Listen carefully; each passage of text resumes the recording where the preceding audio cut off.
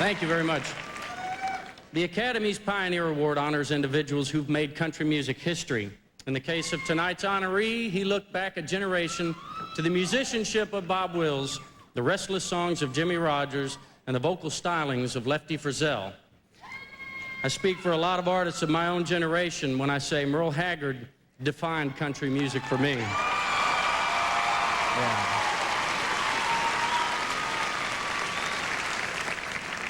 This is a highlight of my career to show and tell you about the many sides of the one, the only, Merle Haggard.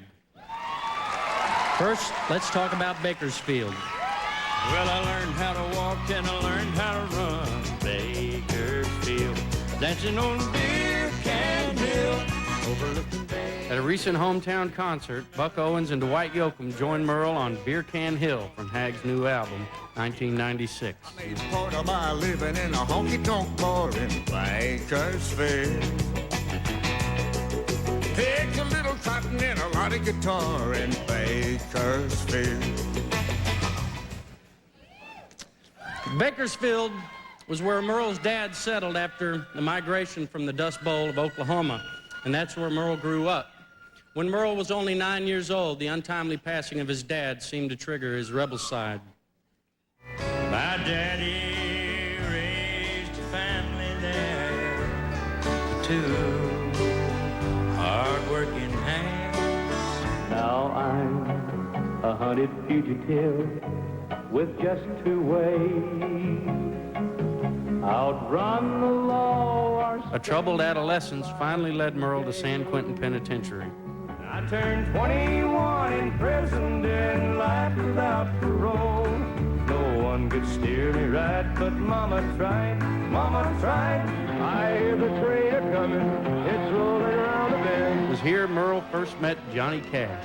The first time I was in the same room with Merle Haggard, I admit I didn't notice him because he was just one member of the San Quentin audience where we were playing a concert. But because he has said my concert was one of the influences that helped turn his life around, that non-meeting will always be our most important. Merle, I'm so proud to have had even a small part in a career that has rightly become a country music legend. When Merle got out of San Quentin, he turned his life around, changing from a rebel against society to a patriotic defender of the USA. The best of the free life behind us now. The good times really over for good. For all the wars we fought and won to keep old glory waving. Today they rule to burn old glory down. When you're running down my country, man, you're walking on the fighting side of me. Another side of Merle Haggard is summed up in the phrase often used to describe the man in his songs, the poet of the common man. If we make it through December, everything's gonna be all right, I know. And remember our faded love. Some of this poet's sweetest poems didn't even have words.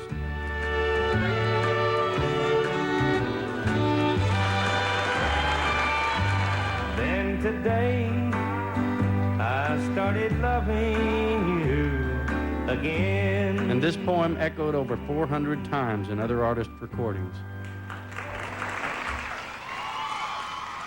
You might say Hag was also the poet of the uncommon man. I drank a little beer that evening and sang a little bit of these working man blues. His fans included celebrities like President Reagan, who as governor of California granted Merle a pardon. Merle's even had some famous fans who were out of this world. Apollo 16 astronaut Charlie Duke, for one. My name is Merle Haggard, and this is my band, The Strangers. I hope that we will be able to do something you'll enjoy hearing on your way to the moon. We want to dedicate this especially to Charlie Duke. A lot of pride in what I have. There we go. Thank you. And we'll send that out especially to Charlie Duke. Ladies and gentlemen, I'm thrilled to introduce to you Apollo astronaut Charlie Duke.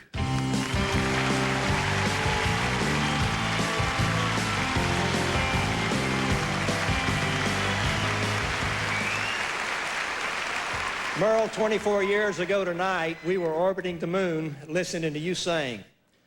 Merle, your Pioneer Award ceremony tonight gives me the chance to tell everyone that our Apollo 16 mission's motto were these words by 17th century scientist Rene Descartes.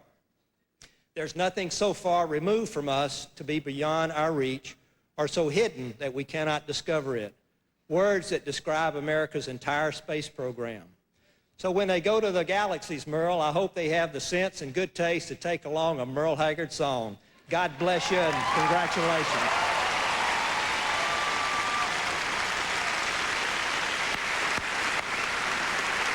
And finally, there's Merle Haggard, country music pioneer. Sing me back home before I die. If I was going to be jealous of anybody, it'd be Willie Nelson. I think he's the coolest guy I've ever met. Well, thank you, Merle. And if I was going to be jealous of anybody, it would be a guy who's had 40 #1 hits, 70 albums, 42 CMA awards, nominations, the most ever, and 18 ACM awards, 19 including this one tonight. And the one where you really put me to shame is legitimate outlaw bona fides from San Quentin. So, Merle, enjoy your well-deserved award.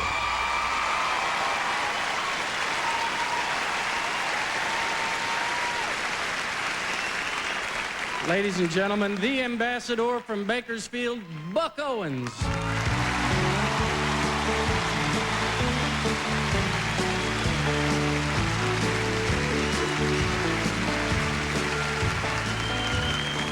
You?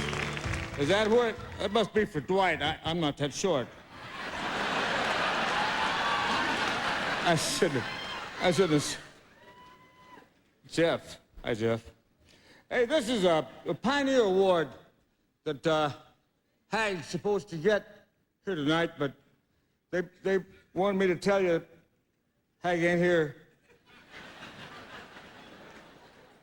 You know, I think the country fans owe Bakersfield a big vote of thanks, and because it was there to deviate from the copy. Looks like you're always reading something. The guy brought Merle Haggard over to my house about 1962. He said he's looking for a job, but I said, well, I need somebody to play bass for this 3-week tour. He said, I'll do it. While we was on the tour, I didn't have a name for the band. Merle named the band the Buckaroos. He said, I think that's it, and I liked it, so I took that. And I have always thought that Merle Haggard was the best combination of singer, songwriter, performer that ever lived. I've said that 1,000 times. And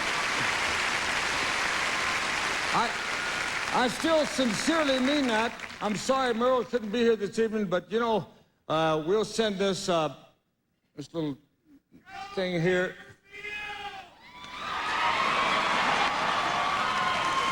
I just like being at home, isn't it? Anyway, the Pioneer Award, I'm gonna take it back to Bakersfield. I'm going to give it to Merle himself. And on behalf of Merle Haggard, thank you very much. Bye-bye.